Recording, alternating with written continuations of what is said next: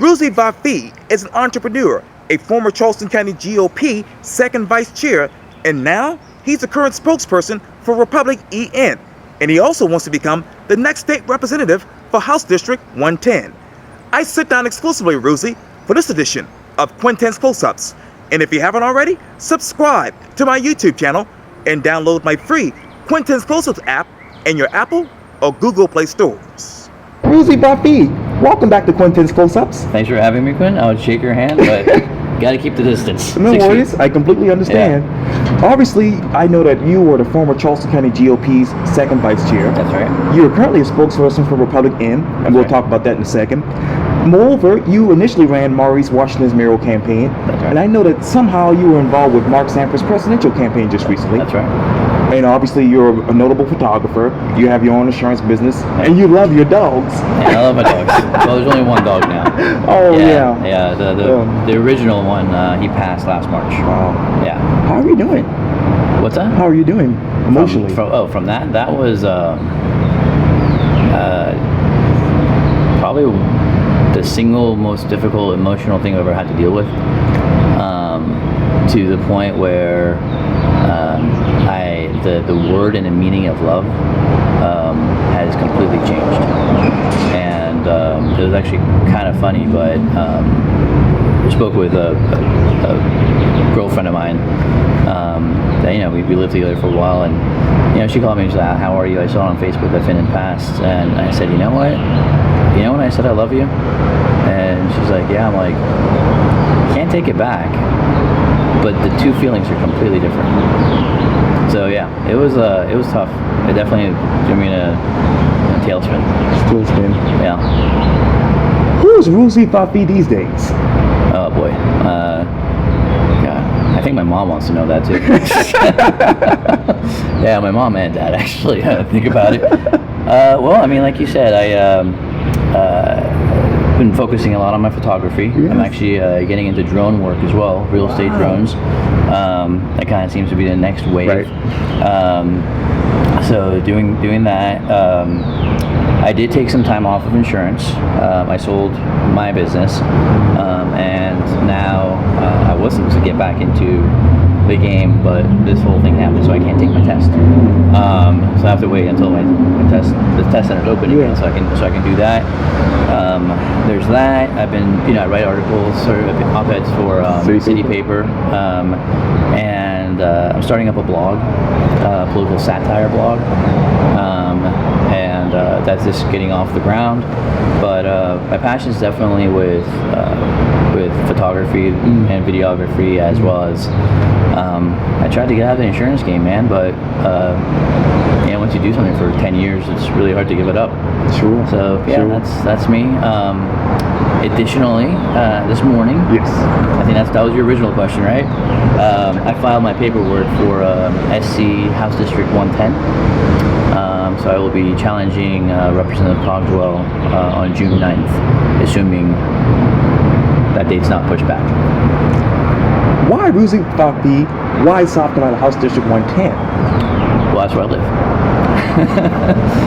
But are you asking me why the State House? Why now? Well, why now? I mean, the primary reason is I've always been into policy. I did run in 2017. Right. That was 113 when I lived in Park Circle. Oh yeah. The main reason is I've had several people ask me to do it, and I kind of gave pushback because I didn't want to run in 2020 because it's such a poisonous political climate right now. But after further consideration, and some people that probably don't want to be named on camera asked me, I put up some thought into what would be my platform, what would be my issues that I'd be confronting. And as I started thinking about all these, it dawned on me that, well, for the last 4 years, since 2016 or so, this district has lacked leadership and has lacked ideas. Now, that is not a dig at Representative Cogswell at all. I've heard he's a great person, and I've heard he's very dedicated to his business, and he's a loving family man. Sure is. So there's no dig when I say, what I just said about leadership. But it's pretty obvious he wants his business to do well and his family. So District 110 is taking a backseat. How do you define leadership in Columbia? Leadership in Columbia. Well, let's put it this way. Let's say I were to be the representative right now, right?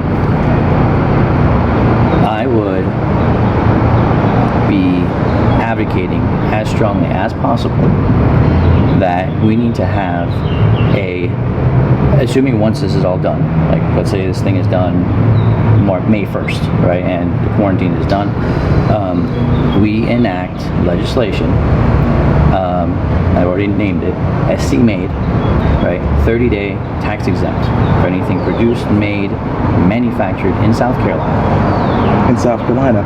So that's leadership. What would you enact right now for those people in House District 110, particularly the food and beverage workers right now, and other people who are unemployed due to the virus outbreak? Health-wise or economically, both? Economically, I would use the surplus fund that we have. Again, I can't use it, so I'd have to, try to convince other lawmakers to let's release some of this fund to the hardest hit industry, which is food and bev hospitality. That would be one way of blunting it. The impact. I mean, a lot of my friends. I got off the phone with one of my friends, and he's like, "Hey, do you know anyone that needs any kind of help?" And I'll do my best. But something like that, using the surplus fund to help these guys out, I would try to encourage landlords to maybe, if they could, give a rental waiver, or maybe even have some kind of bill that would cushion the blow for the landowners, so that they don't have to give out of pocket to keep people from being evicted. And this is an unprecedented time, so you kind of have to think of anything outside the box to help people out. Yeah.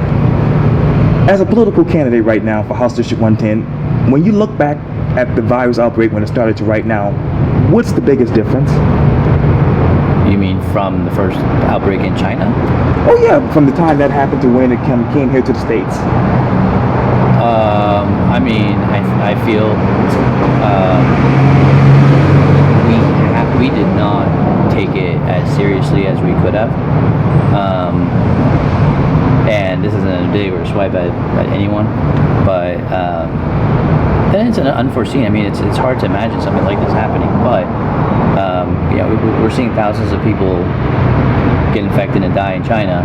They've quarantined an entire population. I think it was like over 1 million people. Well, I think, why have they done this, right? And we should have acted accordingly. If nothing else, I mean, we've known about this since January. I don't understand why federally we had 30 million face masks for a population of over 300 million. Now, I don't know those numbers for South Carolina, but I do know that my friends that work as doctors, as nurses, are completely overwhelmed. And it's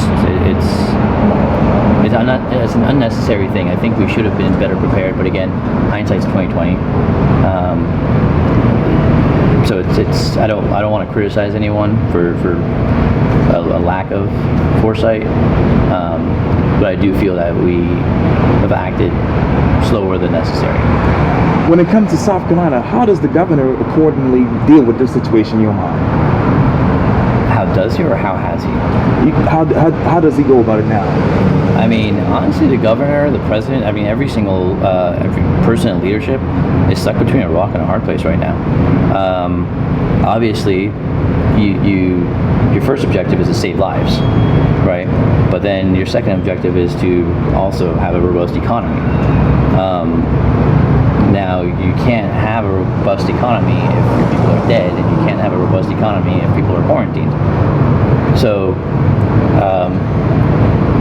in a way, I feel for the governor, I feel for the president. if it were me, I would have issued a stay-at-home order a while ago, and that's what I would have done, because I mean, at the end of the day, all our economies are intertwined, and especially ours, right? So if New York is locked down, well, we don't have flights coming back and forth. Well, we should have been locked down. And that brings me to the economy, because obviously I know that you, if were to be elected to state representative, you would enact some sort of diverse economy for South Carolina. Mm-hmm. What type of economy would you have right now for this virus outbreak? For this, I'm not exactly sure. I know that you want to have a diverse economy if you for right. South Carolina. What type of economy would you have right now? What Right. type of bill would you enact? Right. Well, so back in 2017, I very silently was talking about how if an economic downturn hits the U.S. or globally, South Carolina is more exposed than other states. And I don't want to say I told you so, but we're looking at a situation, some projections, and economists don't even know. We might be facing 20, 25, 30% unemployment in the state within the next month, right? I mean, that's not Great Recession numbers. Those are Great Depression numbers. And that's mainly tied to our economy is tied to national and global, right? We have the port that is China stops sending stuff over, we stop sending things out, the port's gone, right? Those jobs are gone. Hospitality and food and bev, right? District 110, my district, it's south of Calhoun on the peninsula. How many restaurants and bars are there? On the Mount Pleasant side, I mean, just the top of my head, I'm thinking of Google Maps right now, over a dozen restaurants. I mean, the entire Shem Creek's gone. All my friends that work there, they don't have a job, right? So it's just interesting to think about. No one's thought about expanding our economic base. I spoke to a couple of my military friends. True. And I was like, hey, if you were a candidate and you wanted to do something, what is the quickest industry you can introduce to South Carolina? And across the board, they're like cybersecurity. I mean, we do have a small little hub, but why aren't we a major cybersecurity hub? We have the military tradition. We have Clemson. We have University of South Carolina, right? And yeah, we have College of Charleston. We have all these different. We have Trident Tech, right? So we have the infrastructure for the universities. But when there aren't any jobs here, they have to go somewhere else. Why is that? Where is the infrastructure for cybersecurity? Spot war. You talk about that spot war, obviously, in the infrastructure. If you were a state representative today, how much more infrastructure would you pump into cybersecurity? Well, so I'm a conservative because I think less government, not more government, is the answer, right? So what you do is you pave the way for private to enter the market, right? So you enact legislation, you encourage, and you say, listen, we need a fourth or fifth industry to help this economy out, right? So we're not so dependent. And I mean, I don't think anytime soon we're going to lack cybersecurity jobs, right? But I'm talking about, I mean, this area should have thousands of cybersecurity jobs.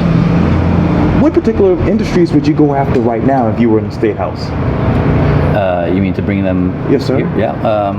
Well, again, cybersecurity is one, and I would look into renewable energy sources to basically just take South Carolina's God-given ability to produce energy, right? And we're not doing it. So, for example, Charleston has about 209 sunny days a year, right? I think the national average is 202 or 204 or something like that, right?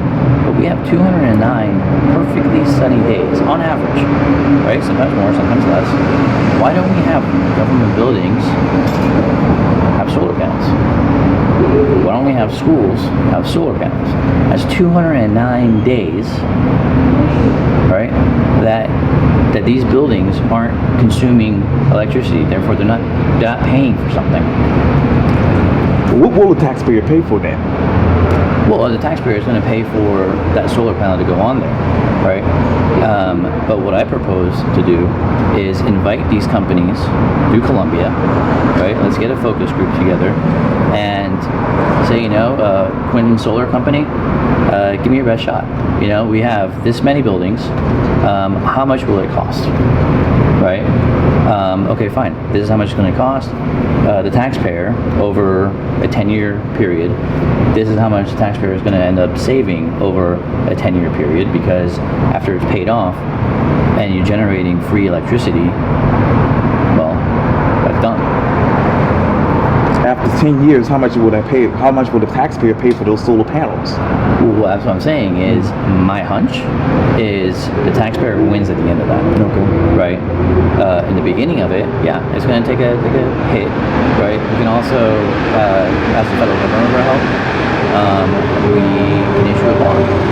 Interest rates are next to nothing, right? To get the money to retrofit these buildings.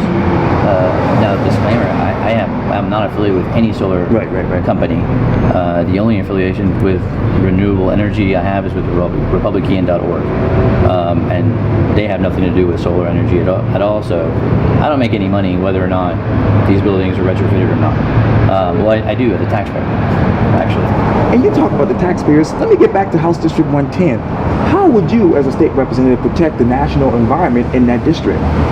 The natural, as in the green zone? Yes, sir. Yeah, protecting our coast. Things like that. Yeah, so that's a tricky business, because you have to take the balance of infrastructure, right, with your green zones, right? But you enact sustainable development. And the State House is in the business of zoning. But I would like to see for every large building a developer's coming in and doing something, that they would have to do something for the environment. Now, again, it's a tough proposition, and the State House can't do anything about development. That's not the State House's business. But overall, I would like to see South Carolina be carbon neutral at some point. That would be great to see. And this isn't necessarily a climate change issue, because if we're carbon neutral in Florida and Georgia and North Carolina and the entire world is polluting, well, that doesn't really help us at all. But I fundamentally believe that there is more money and jobs to be made in renewable energy. Where are you exactly with offshore drilling? Oh, 100% against it. And how do you support the Conservation Bank for House District 110, for the residents of House District 110? How do I support the Conservation Bank? Well, again, I believe in sustainable development, right? You can't go completely green and hurt businesses. At the same time, the environment is something that once it's damaged, you can't get it back. So I do fundamentally believe in sustainable development. It's actually interesting you asked that. I think it's the country of Indonesia. I was reading this on the BBC website. Oh, yeah. They are planning to move their capital from Jakarta to another island, right? But part of the idea of moving it into the rainforest or something was that they would have to use the natural habitat as part of the urban development. Okay. Right, and it was an interesting model. I just thought of it right now, so I can't go into detail because I don't have all the information. But if people in Indonesia can do it, surely we can do it. What models would you use for affordable housing in House District 110? What models would I use? Well, District 110, to the best of my knowledge, does not have any trying to think right now. District 110. I don't think there is actually that many things to do about affordable housing there. I do like something that I witnessed in DC when I lived there. Right. Is, as you know, I've lived in a lot of places. Sure. Is when they were developing a certain section of DC, so these like buildings, 8-10 stories are going up, they had to have an allocation of low-income units within these buildings for the DC Council to give them permission to go build this thing. I'm not quite sure, so don't quote me. I'm not quite sure if we have that here. How would you work with developers to make sure that there's some incentives for, bringing affordable housing to District 110? Well, if you don't enact affordable, let's take my idea right there, the DC model, right? And you're a developer and you don't want to do it, well, you don't get a permit. But I mean, again, the state house doesn't give permits. The town and councils do. But at the end of the day, you have to have leadership that can negotiate, that can bring everyone together, right? Because you can't be in an environment where it's like my way or the highway, right? So you're going to give a little here, you're going to take a little there. I was speaking with someone in Senator Scott's office right before I came here about this bailout bill, right? And he asked me what I thought. I was like, well, I think I don't understand what the Kennedy Center has to do with coronavirus. I also don't understand what the slush fund has to do with coronavirus. And he explained it really well. He's like, well, you know what? You have to give a little, you have to take a little, and everything's a compromise. And that's what it comes down to. Obviously, we talk about affordable housing. We got to talk about growth. When you look at growth in the House District 110 area, how do you define smart growth? I don't think we've done smart growth right now.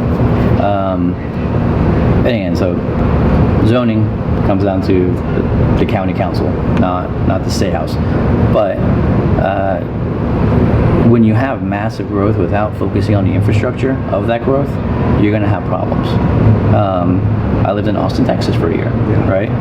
And it was remarkable to see when I first got there, you can go from one end of town to another end, 5-6 minute drive. So let's say, for example, we're on 96 Broad Street. I can get to Shem Creek in like 5 or 6 minutes, right? In the Austin perspective.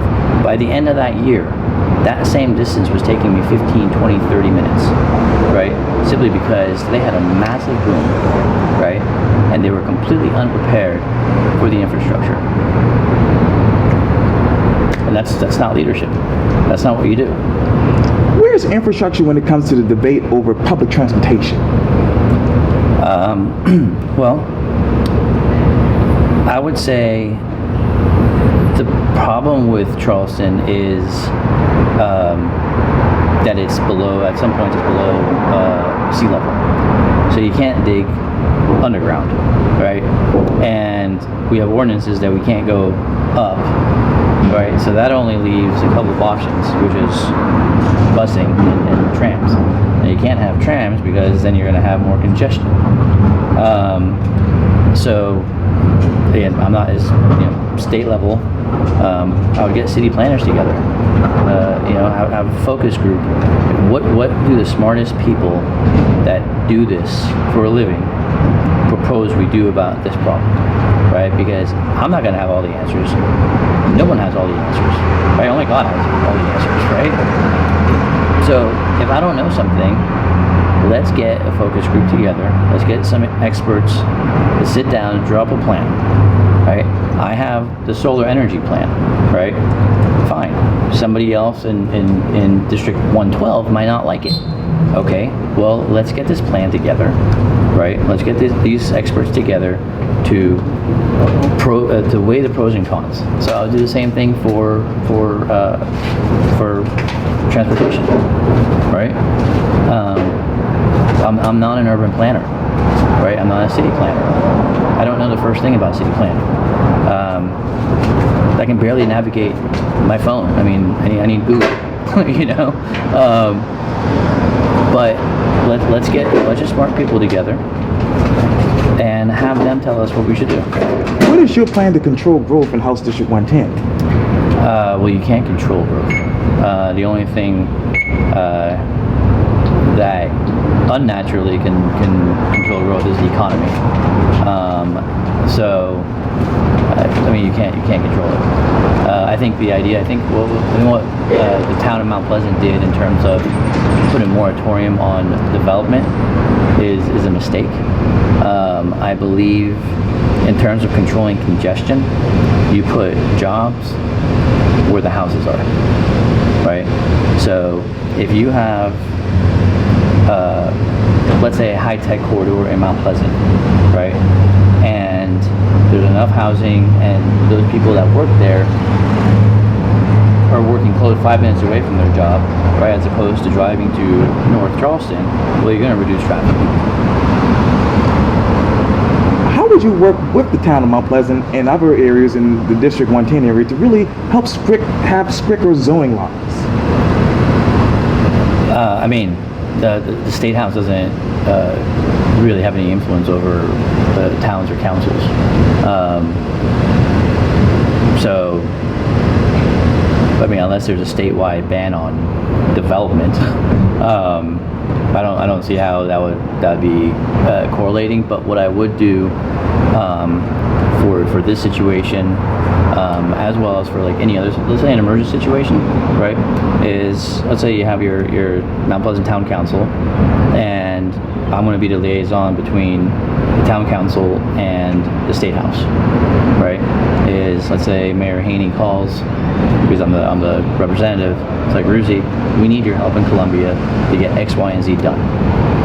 Can you do it? Well, I don't know. I can try. I don't know if I can promise, but I can try. If you were on the phone today with Mayor Haney and you're dealing with this virus outbreak, what would you tell him right now as far as getting support from the state of South Carolina? I would encourage him to try to tap into that surplus fund. I would definitely encourage him to do that. I would honestly like to see somebody run with this whole SC-made tax exempt zone. Obviously, I can't do it because I'm not in the State House right now, but I would really like to see someone run with it. And I would try to help all the businesses all the food and bev businesses that are suffering massively right now in Mount Pleasant, to, I don't know, help them out. Like when this is all said and done, they can't do anything right now, right? You can't force people to go into a restaurant, but you can't force people to do things. You can encourage people to stay at home, right? But once this is all said and done, that's when, the things we do now will absolutely affect how fast we get out of the situation when it's all done, right? So if we wait, so right now we're up until April 30th, we're in the 6 feet thing, right? If we wait until April 30th to figure out what we're going to do on May 1st, that's too late, right? Leaders right now have to be talking with each other and discussing how to get out of this and communicating that to their voters, to their citizens. Because people are scared right now. And a lot of people are concerned, obviously, about flooding. How much money would you put in place for House District 110? For flooding? Yes, sir. Well, I know we've had several studies for flooding, and in particular, the Mount Pleasant side doesn't really flood too much, except for the Old Village section, and then actually the closer sections of next to the harbor. 110 is adversely affected mostly on the peninsula.